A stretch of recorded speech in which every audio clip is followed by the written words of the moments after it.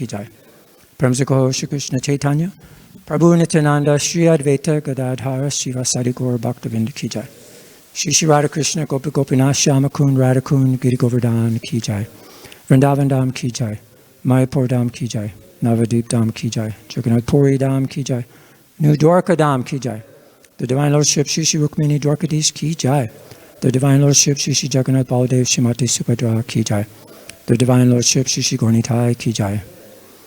Transcendental Book Distribution ki jai. Harinam Sankirtan ki jai. Transcendental Prasadam Distribution ki jai. Gaur Premananda Hare Hare Bol. All glories to the Sema devotees Hare Krishna. All glories to the Sema devotees Hare Krishna. All glories to the Sema devotees Hare Krishna. All glories to Sri Sri Guru and Sri Gauranga. Glories to Srila Prabhupada. Om Namo Bhagavate Vasudevaya.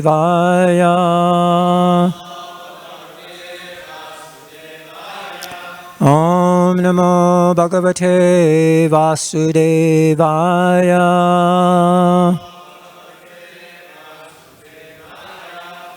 Om Namo Bhagavate Vasudevaya.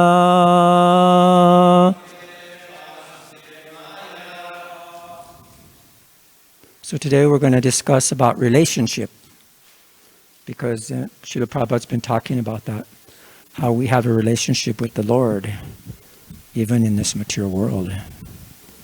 So this is from the Srimad Bhagavatam, 2nd canto, 5th chapter, the cause of all causes, text number 38.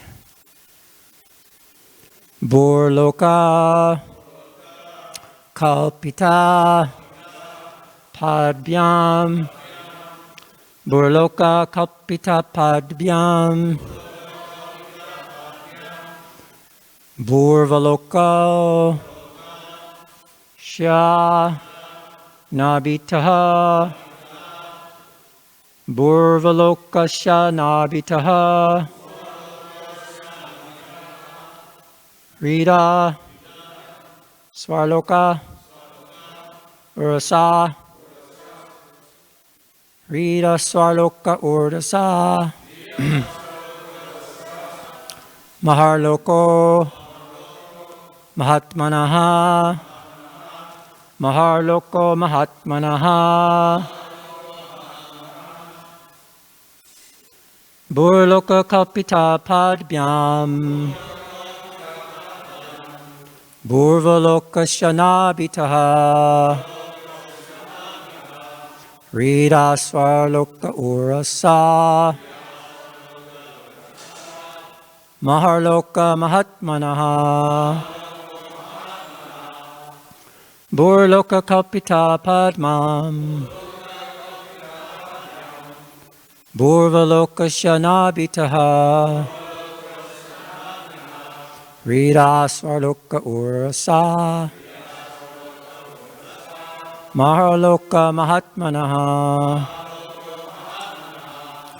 Burloka Kalpita Padbyam. Burvarloka Swanabitaha. Rita Svarloka Urasa. Maharloka Mahatmanaha.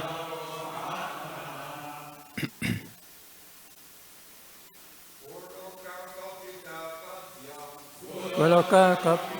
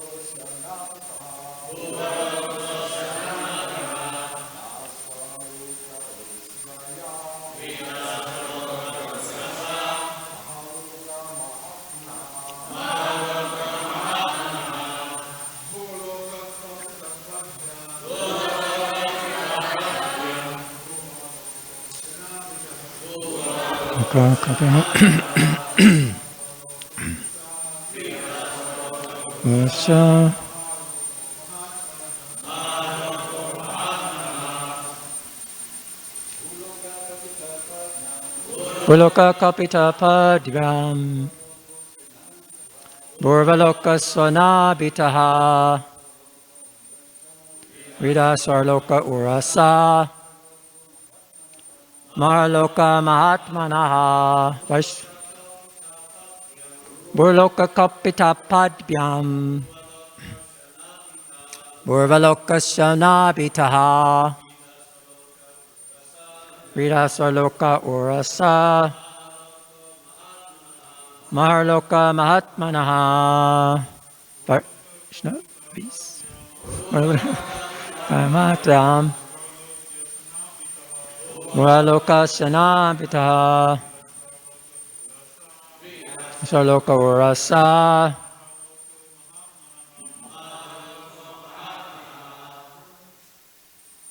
Vaishnavis.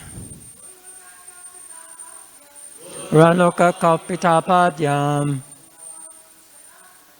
Purvaloka sonabitaha. Rida sarloka urasa.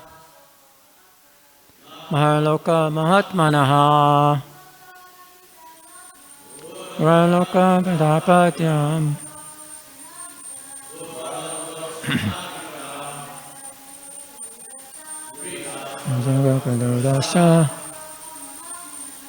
Maharloka mahatmanaha.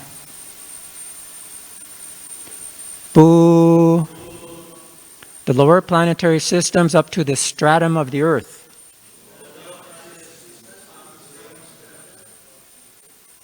Loka, the planets. Kalpitaha, it is so imagined or said. Padbyam, out of the legs. Bhuvaha, the upper. Loka, the planetary system. Asya, of him, the Lord. Nabitaha, from the navel abdomen. Rida, by the heart. Swarloka, the planetary systems occupied by the demigods. Urasa, by the chest. Marloka, the planetary system occupied by great sages and saints. Mahatmanaha, of the Supreme Personality of Godhead. Translation: the lower planetary systems, up to the limit of the earthly stratum, are said to be situated in his legs. The middle planetary systems, beginning from Bhuvarloka, are situated in his navel. And the still higher planetary systems, occupied by the demigods and highly cultured sages and saints, are situated in the chest of the Supreme Lord. Please repeat. The lower planetary systems, up to the limit of the earthly stratum, are said to be situated in his legs.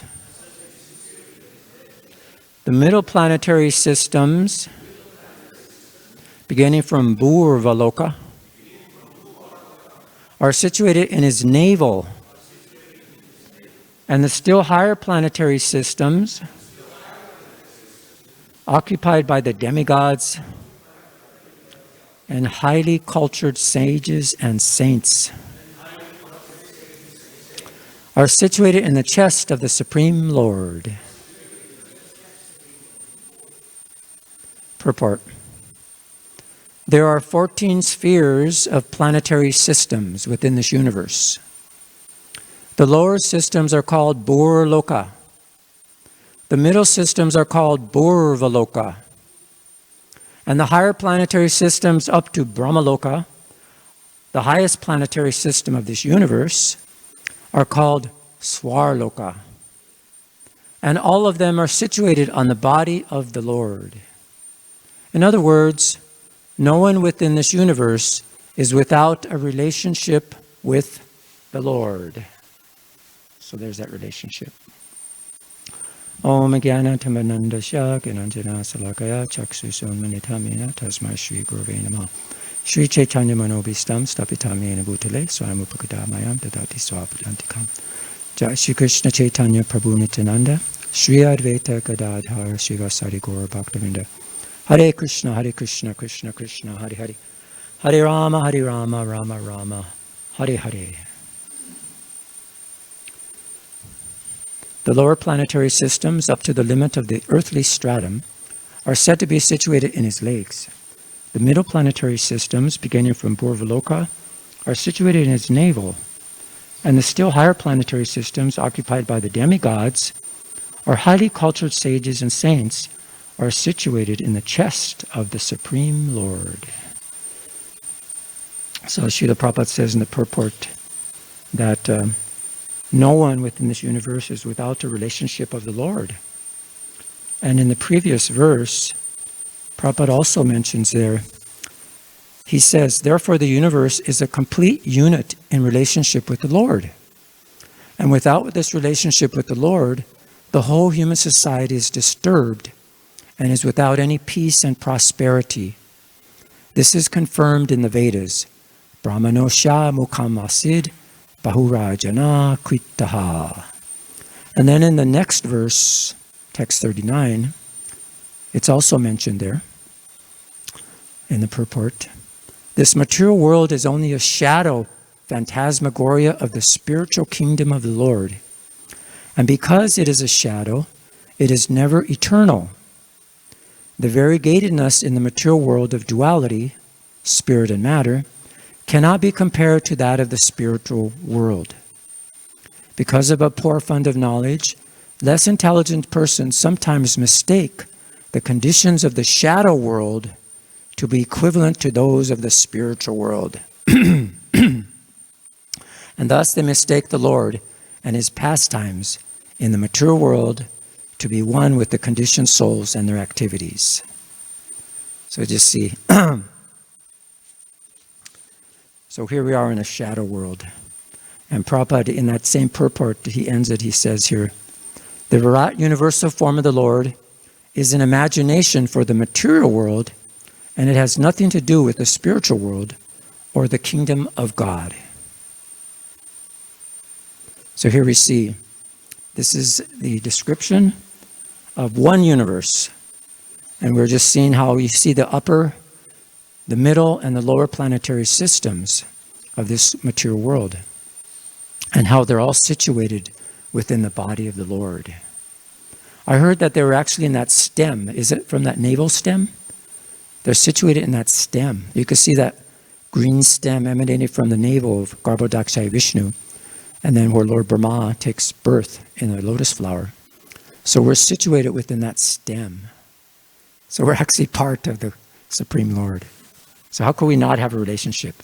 All of us eternally have a relationship with the Lord. And we just have to somehow or another open that up. There's an interview that Srila Prabhupada gave to LA Times reporter. And this was about the moon trip. And Prabhupada, first of all, he says here, knowledge received from the Vedic source, or he says knowledge is received from the Vedic sources. Just you are talking on the source of knowledge from the modern scientific books. Similarly, we are talking also on the source of knowledge received from the Vedas. It is not a religious belief or faith, blind faith. We're not inventing anything. We're talking on the basis of authoritative knowledge contained in the Vedas. So he's all asking about the moon and how, I guess he heard that it's just like the analogy he heard, if you try to go to another country, you're going to be checked out. And they might not be very favorable towards you. And they might put stumbling blocks in your way. So he's asking the same way, if they go to the moon, do you think that they would actually oppose these earth people? And Srila Prabhupada says, yes, actually, that's a fact that he talks about a story in the Bhagavatam where the king was trying to go to another heavenly planet and he was opposed by the demigods and the residents of the heavenly planets. So we see that's that. So Prabhupada quotes from the Bhagavad Gita, and he says there that, also in the Bhagavad Gita says there are 3 planetary systems, the upper, lower, and the middle. That's from the 14th chapter, Urdhvam Gachanti. So those situated in the mode of goodness, they will go upward to the higher planets. And those in the mode of passion, they'll live on the earthly planets. And those in the mode of ignorance will go to the hellish worlds, which are on the bottom sections there. So this is how we're allowed to go to these different systems of the universe, depending on our modes and the qualities we achieve. So there's another nice Bhagavad Gita lecture Srila Prabhupada gave in Manila in 1972. And he quotes this verse, Urdhvam Gacchati Sattvasta. And so he talks about the same thing, how we're situated in these different modes, we go to different planets. So he says, you are, at the modern times, they're trying to go to the higher planetary systems by machine. It is not possible. But if you place yourself in the mode of goodness, you can go to any higher planetary system, up to Brahmaloka. So that's that. So this is the 3 planetary systems. It's called the Triloki. And at the present moment, we're in this Burloka. You can see that in the middle there. And above that, that's a middle planetary system. And above the Burloka is the Bhuvarloka. It's called the Bhurvaloka. And then above that, there's even the Svarloka. And there's Janaloka, Tapaloka. So there's all the different lokas are described there. And then Prabhupada is talking to the modern astronomers. He's like, what do they know? They do not know anything. They do not know that there is the moon planet. They do not know what is there in the sun planet. He's asking, he doesn't know what's there in the moon planet or the sun planet. They do not know what's in all these planets, nothing. So still, they're going on. They are proud. But if you read Vedas, you get all the information of the universe. Not only this universe, but beyond the universe, beyond the universe. And there is another nature, and that nature is never annihilated. So he talks about the material nature, how everything is eventually annihilated. And he said, just like your body, it's produced at a certain date, by your father and mother, and then it'll be finished at a certain date. So in the material world, innumerable universes, they've been produced at a certain date, and they'll be finished also at a certain date. So all this huge phantasmagoria of all the universes, it's temporary. Therefore, it's considered to be illusory or like a shadow. But there's another nature where everything's eternal, and that's what they call Vaikuntha Loka, where there's no anxieties. But here, everyone, no matter what you are, animal, human being, they're always in anxiety. But if we go to Vaikuntha, then there will be no anxiety. And this is where we're actually learning from the Vedas, this destination. So we should successfully make our life by reading these literatures and understanding our position, and not live like animals, Srila Prabhupada says. Just eating, sleeping, mating, and defending. There's a nice section in the 10th canto. This is the 70th chapter, where Lord Krishna's daily activities. And here Narada Muni is trying to get Krishna to come to the Rajasuya sacrifice. And he's approaching him very nicely, offering wonderful prayers and talking about his inconceivable potencies and what he does and how the living entity is caught in the cycle of birth and death, and he doesn't know that he can be delivered from this material body. But you perform, you actually come with your various personal forms and you display your pastimes just to illuminate this path. It's like a blazing torch. And so he's surrendering to Krishna in that way by offering these wonderful prayers. And but he says here that there's this Yudhisthira Maharaj, he wants you to come for the sacrifice, because you are the greatest and everybody worships you and everybody will see you, and then there will be opportunity to get your darshan and you could give them your darshan. So here Narada Muni is saying that all the exalted demigods, these glorious kings, they're so eager to see you, so please come to this best of sacrifices. So this is what he's describing now. He says here, it's like a prayer. O Lord, even outcasts are purified by hearing and chanting your glories and meditating upon you, the absolute truth. What to speak of those who see and touch you. So he's using an example there. And then he's talking here also how, this is a very nice verse that relates to this, what we're talking about. It says, my dear Lord, you're the symbol of everything auspicious.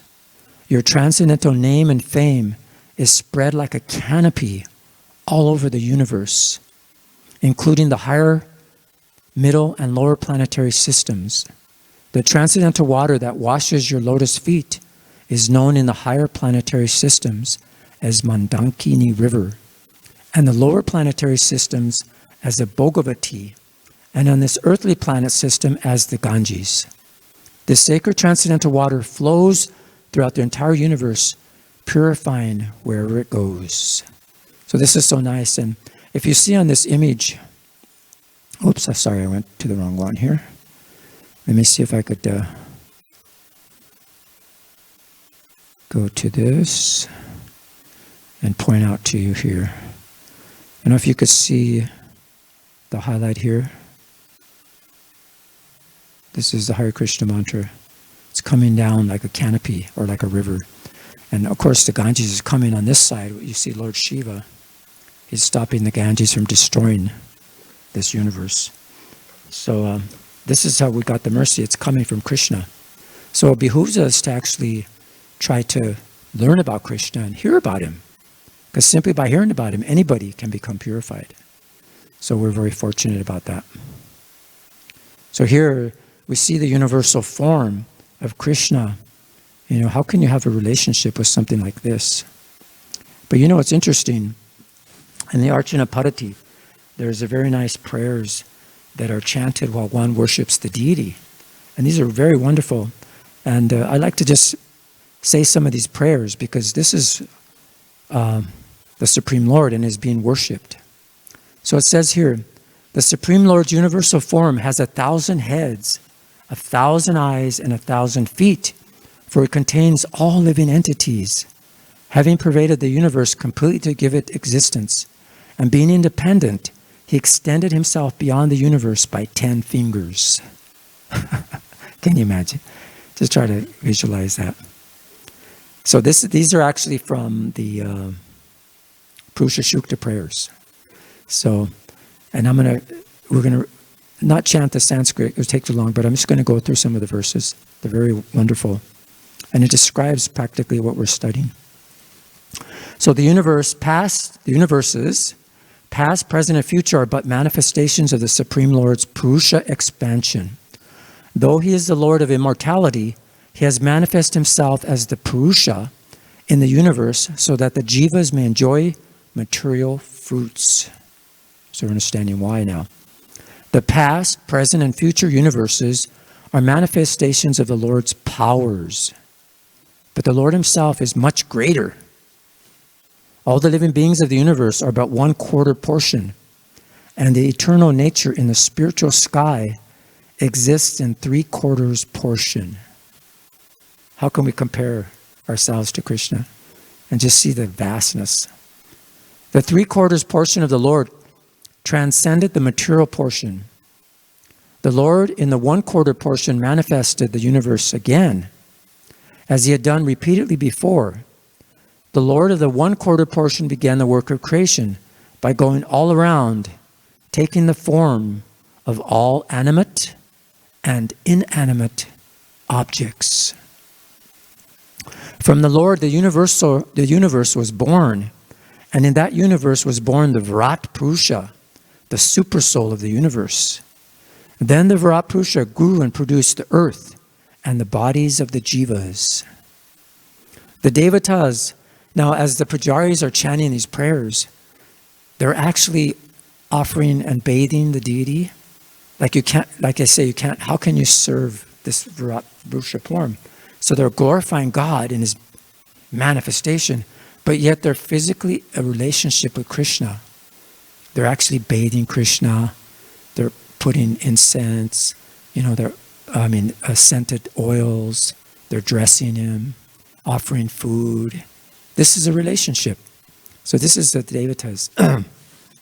So the Devatas, the first beings manifested, performed a mental sacrifice to complete the creation. For this sacrifice, they used the Virat Purusha, which in parentheses, the raw ingredients of the material world, as the offering.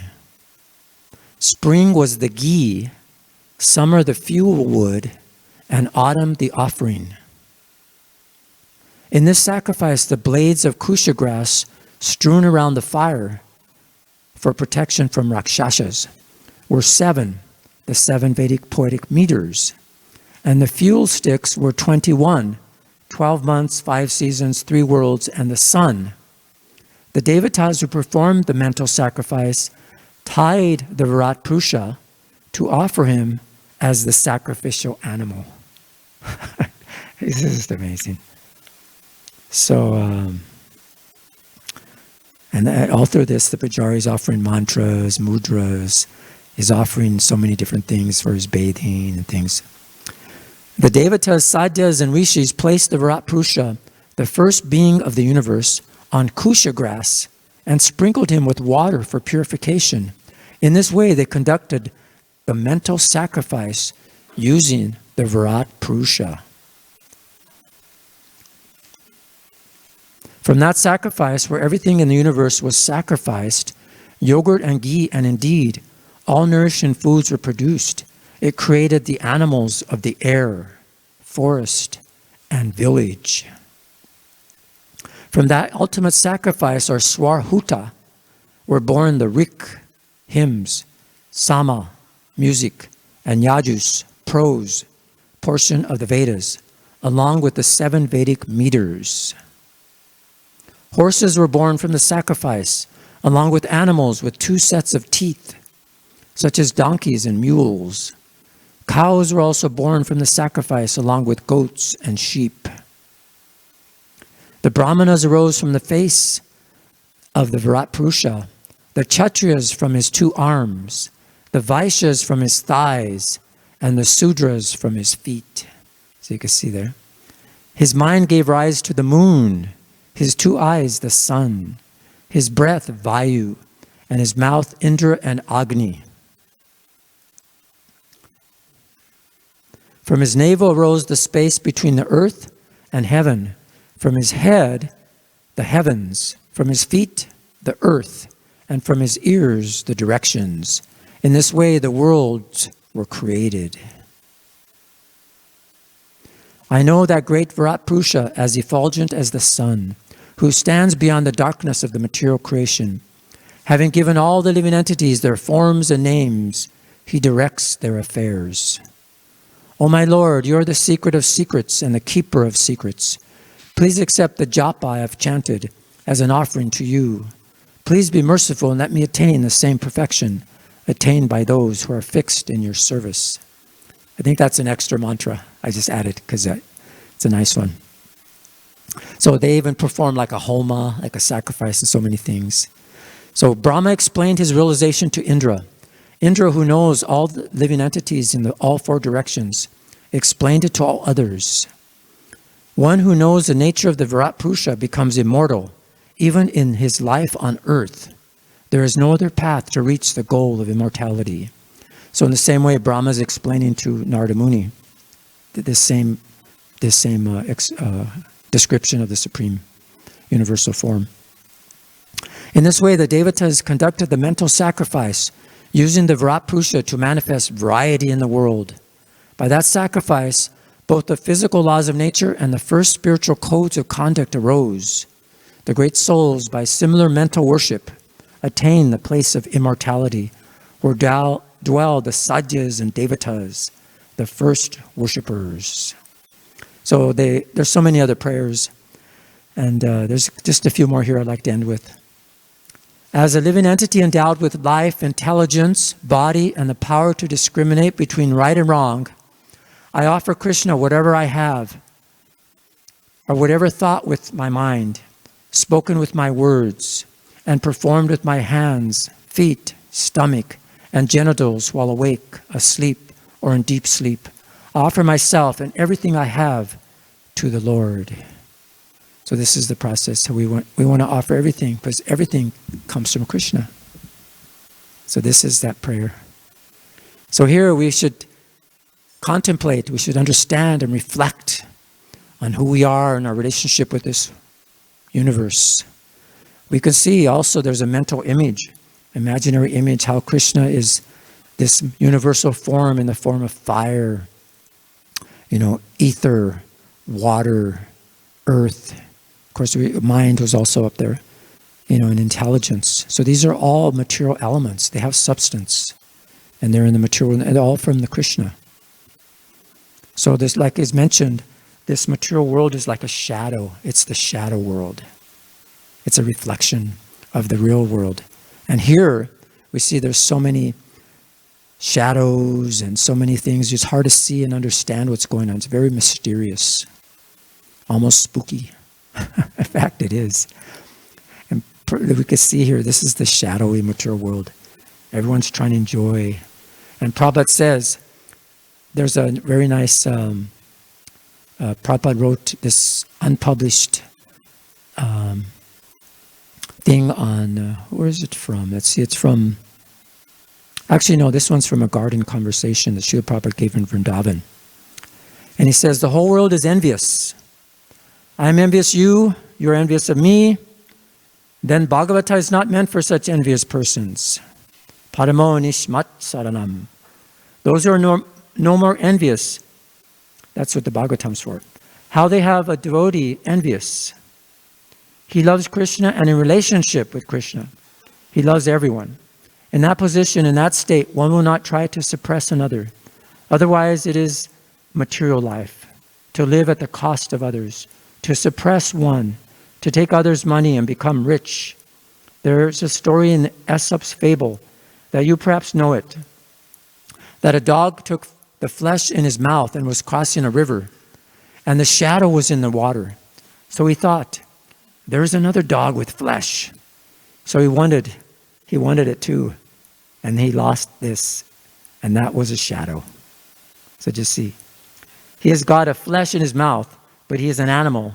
It was deluded that another dog is carrying, so I shall take. So even in the cats and dogs, this tendency is there. Even the cats and dogs, there also. So how can you stop it? That will be not stopped. They do not know. Therefore, these theories, they are simply theories. They are not practical. They do not know what is the nature, how nature is working. Daivihi esha gunamayi. This material nature can be avoided only by one who is Krishna conscious. Otherwise, it is not possible. So Prabhupada gives an example of Ramananda Roy. He says he is touching a naked woman, washing, dressing, touching, because he is not in the material world. This is an example given by Chaitanya Mahaprabhu. In the material world, as soon as you think of woman, you will be, it says indistinct. I guess they couldn't figure it out. So probably agitated. In this material world, you can touch even naked, beautiful young woman, but you will not be indistinct. That is the difference. Hrid roga kamam. So Prabhupada quotes something from the Bhagavatam 10th canto. It's a very long verse. So he says, so advanced spiritual life means he becomes dhira. He is no more disturbed by these material laws, and he becomes free from all lusty desires. This is spiritual perfection. So long as you have lusty desire, any position immediately, you will try in the same way to snatch, never satisfied. So this is the disease of the heart, is this Hrid roga. So this is what's happening today. Prabhupada says, everyone's thinking, I'll become minister, I'll become president, I'm the leader, and then eventually, I'll become God. So this is what's happening in this ocean of the material world. It's a reflection, a shadowy world. But here, we have hope. This is from the lecture Srila Prabhupada gave in 1971 in San Francisco. He said, the material world is not required by me or you. We are a spirit soul. We have no business in the material world. Just like we're living entities of the land, we have no business with the water. But if anyone wants to cross over the sea, He must have a well-built ship to cross over. Similarly, we spirit souls, we have no business in this material world, but because we want to enjoy it, leaving the association of Krishna, we have been given up the ship, this body, to ply over the material ocean. We've been given the ship. So Prabhupada ends nicely here. So if you know how to ply the ship over the ocean, there's no fear of being drowned. If you have got a good captain of the ship and the ship is well built, then you will have no danger. So the captain is the spiritual master, and this body is a very good ship. These are the examples given. We have to cross over this material ocean, so we must have a captain and a good ship and favorable air. If the air is favorable, suppose you're going to the western side, and if the wind is blowing towards western side, it will automatically push your boat or ship. It will be favorable. If you go against the wind, it is difficult. So you have got very good ship, this human form of body, and the captain is the spiritual master, and the favorable wind blowing.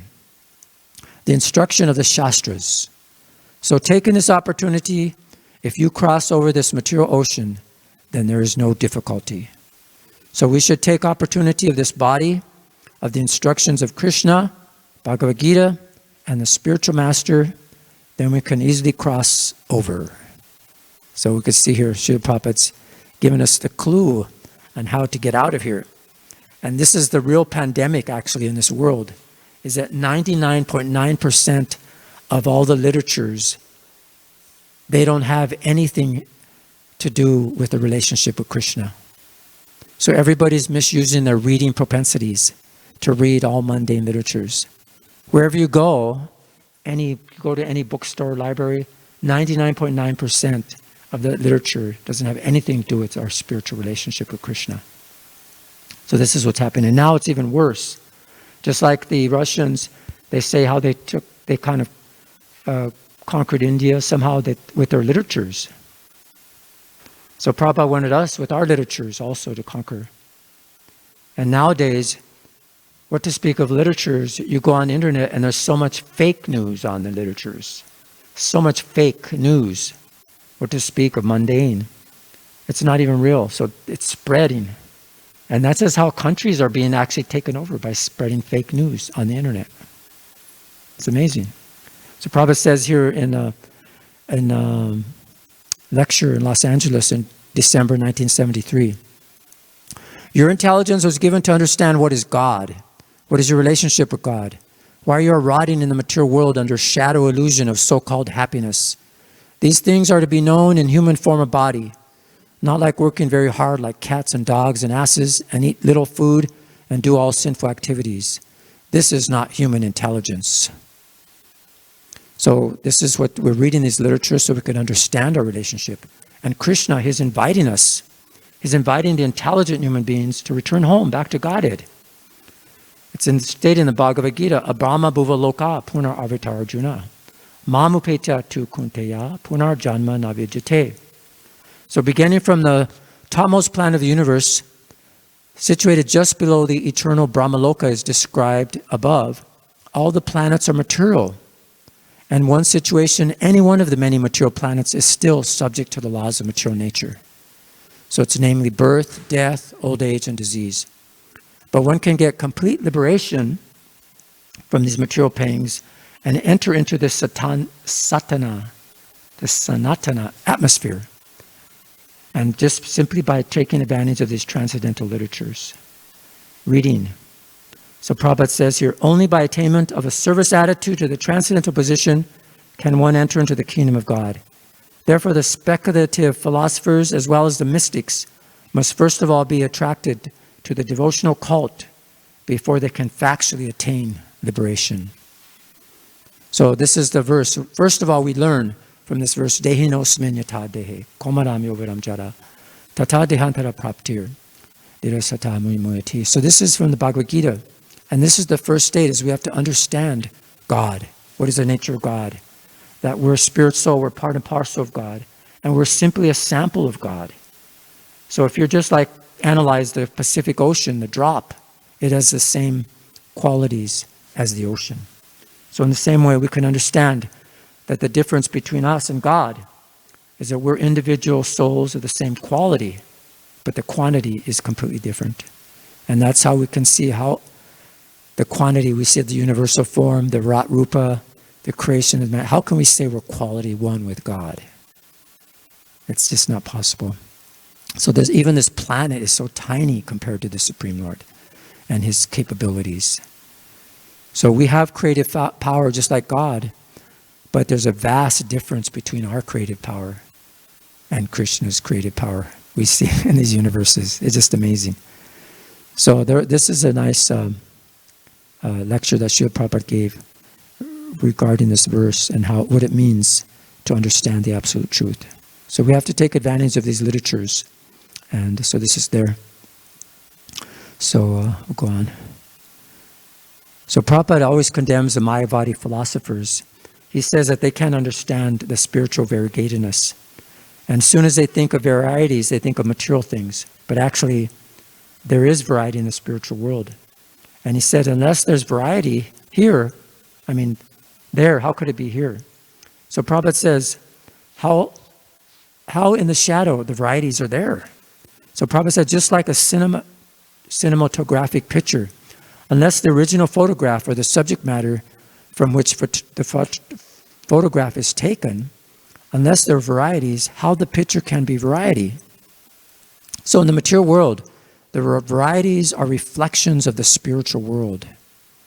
So here we see, everything you see in the material world is a reflection. So even our relationships, like our father, mother, son, children, these are all reflections of the spiritual world, and they're all temporary. But there is a place where they are eternal. So Prabhupada talks about this in the lecture in Los Angeles in 1968 on the Bhagavatam. He said that Chaitanya Prabhu says that reality, the real Father, if you accept Krishna as your Father, He'll give you all protection. If you accept Krishna as your husband, there will be no question of divorce. If you accept Krishna as your friend, Krishna will give you everything. So these are the real eternal relationships. And because we see, Prabhupada says also the Mayavadis, they think that there's no such relationship as friend, master, or son in the spiritual world. But actually, they say there's no such thing. But in the Shastras, we see that it is real life, that's the real life. Here in the material world, it's a shadow. Just like in the 15th chapter describes how we've got experience of a shadow, the banyan tree. It's very durable. It stands for many hundreds of years. And this is the material world has been compared to a banyan tree. So it goes on increasing and increasing and increasing in that way. So we have to reflect on ourselves and see how we understand by reading these Vedic literatures, by distributing these Vedic literatures, we can reflect and become introspective and try to understand our position. So Prabhupada says that this enjoyment is shadow. This is not real enjoyment. We have no information. This enjoyment can be achieved in a similar way with Krishna. Krishna therefore comes in person just to teach us how to enjoy with Krishna the same relationship. So here, this is very nicely how we see everyone has a relationship with Krishna. It doesn't matter what sect, what religion, what age, nothing. We can all have a relationship with Krishna. And this is what Lord Chaitanya came to give. He was there's a very nice song where Lord Chaitanya lifted up Haridas Thakur and he's telling him that, listen, he says, now I explain in detail the meaning of Nama Bias. So this is very nice. We're understanding the holy name, how it's like the sun, and it just dispels this darkness of illusion from all these anarthas and these sinful activities, ignorance. And he just defines ignorance. He says, ignorance is of three types. If one does not know the true spiritual nature of the holy name, which one has accepted, this ignorance of the name, like mist, leads one into darkness. Secondly, a person ignorant that Krishna is a Supreme Lord will take to worship of the demigods and the path of material piety. Thirdly, one who is ignorant of the transcendental nature of his own self as an infinitesimal part of Krishna and his world takes shelter of the world of impermanence and illusion. Thus he will remain eternally in ignorance. So this is the Lord was telling Haridas Thakur. And then Haridas begins to explain about ignorance. And he says, knowledge means knowing Krishna is the Lord, and that the living entities are his servants, and that the material world is a non-conscious gross manifestation or byproduct of the Lord. The person who does not know clearly the nature of the principles, these principles, and their relationship lives under the shadow of ignorance. This is one cause of nama bias, or covering the sun of the pure holy name, which its full effects cannot be felt. Actually, the mist of ignorance simply covers the individual living entity's eye in a localized position. Just as the sun becomes invisible only from relative position of the individual under the cloud, but it is never really covered. So the holy name is never covered, for it is non-different from Krishna, and eternally transcendental and pure. The full effects diminished for those people who have over their eyes the cloud of anarthas and the mist of ignorance. So then he describes all these different anarthas, these clouds that are described. So I'll just end with this. And the anarthas are classified as thirst for material enjoyment, that's called a sat trishna, miserliness of the heart, hridaya durbalaya, and offense, aparad. The category of thirst for material objects is divided thus: craving for material objects in this world, craving for heavenly sense pleasures in the next life, desire for mystic yoga powers, and the desire for liberation in Brahman. So this is what our weakness of heart is like. So this is all described how we have this envy, this deceit in the heart. And we can get rid of all these anarthas by inoffensively chanting the holy names, which actually will wipe out this dust, this cloud that's actually covering our eternal nature. Then we will no longer be in the shadow of illusion. We actually see who we really are. So this is the process. And it goes on describing about the nama bias. And so this is what's described. So I'll just end here. It says, because the holy names are invested with all Krishna's transcendental energies, even by chanting in nama bias, one can attain the goals of dharma, artha, kama, and moksha, the cherished aims of the varnashram system. The chanting can give one the position of happiness in the material universe. It is the only result for the helpless. One can go up to the border of Vaikuntha planets by this chanting. Scriptures recommended the name as the process for Kali Yuga in particular. So this is from the writings of Bhaktivinoda Thakur in the Harinam Chintamani. It was chapter 3. So this is our process that even if you're nama bias, not pure holy name, it's better than performing mystic yoga. It's better than performing any kind of other processes. And it'll be the actual, the actual way to free us from all this illusion. It is the answer. So yes, Prabhu, you have a comment out in there. If you have any comments or realizations. I think, did you answer? Raise your hand first. Okay, go ahead. Okay, sure. No, you could ask. People leave as they need to. Yeah, it'd be nice so the people on the internet could hear.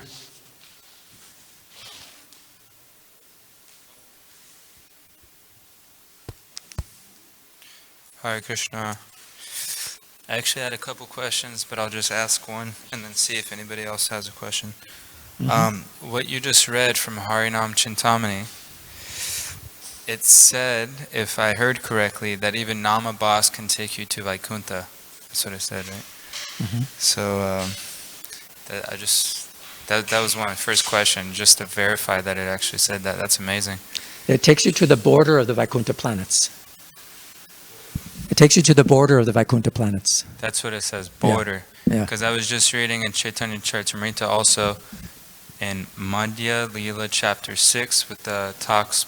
No, actually it was Haridas Thakur when he's speaking about chanting.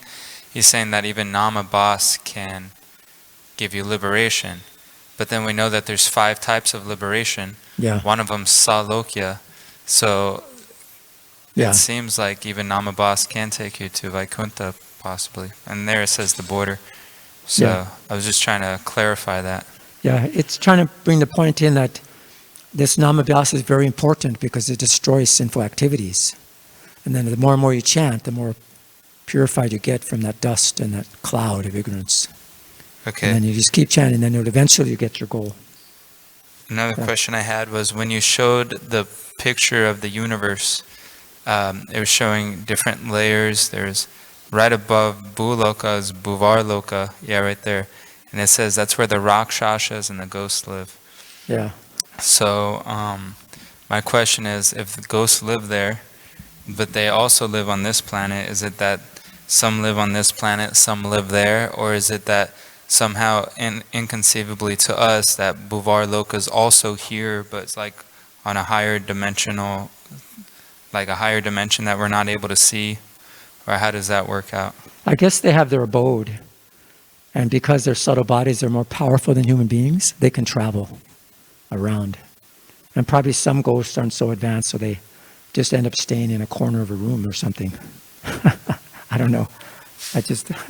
But it seems like they do have their abode where they stay. So, and they're powerful. They're very powerful. Someone has a question. Yes, he's next. Yeah. Yes, Prabhu. Yeah, you mentioned about the mental sacrifice of the universal form. Yes. Where's that stated? That's in the Archana Padati. Let me find the chapter for you.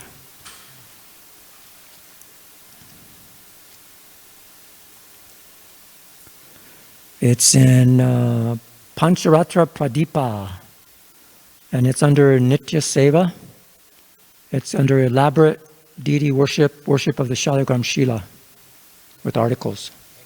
Those prayers are chanted then. Yes. Another question Yes, sir. is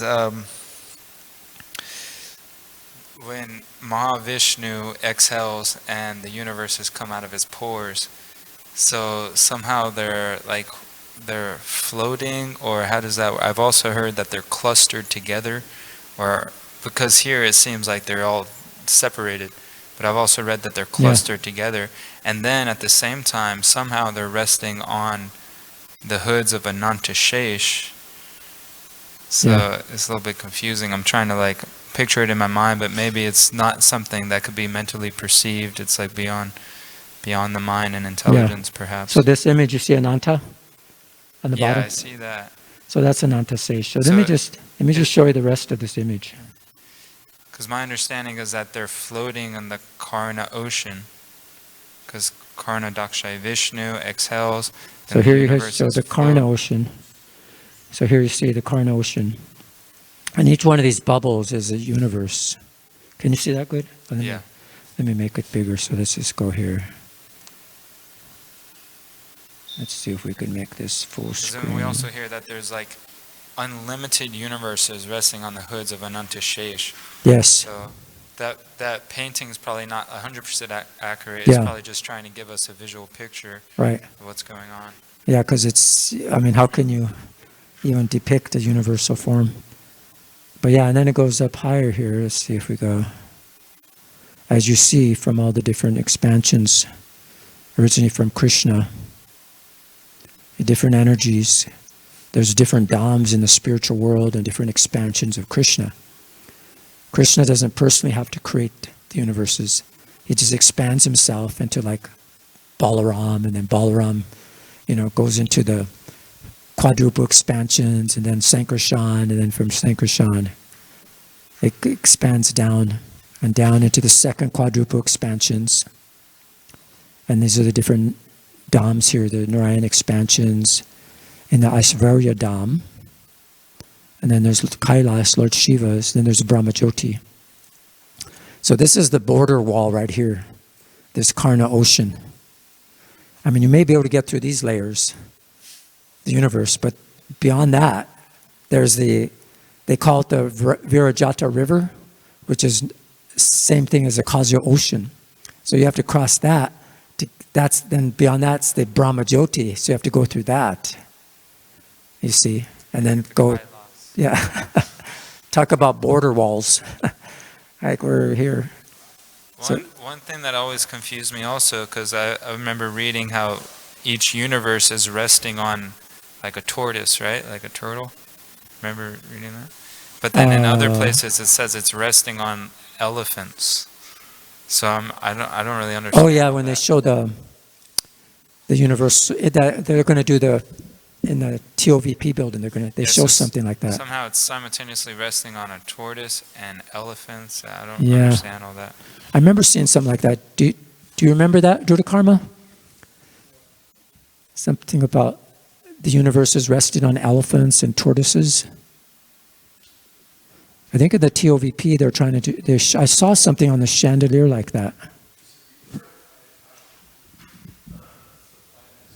Right off the top of my head, I'd have to look through all different kinds of things. But there are different in the Srimad Bhagavatam 5th canto, I think it's described there are elephants within the universe that stabilize the disk of Bhumandala. Oh, it's a disc, yeah. I've never heard anything about elephants supporting the whole universe. Yeah. So you have to look at the references and see what they're referring to. Yeah. Because it does describe in the 5th canto, I think the Bhumandala at different places there are elephants in the different directions that kind of stabilize it. Yeah. Let's see here. That's probably where you heard it, huh? Prabhu? That's probably where you heard something like that from the elephants.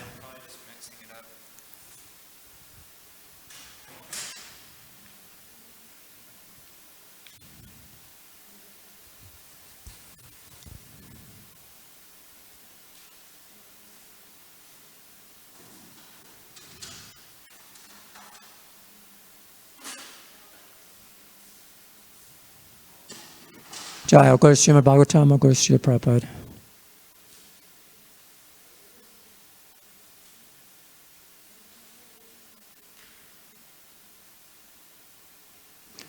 Planetary sketches.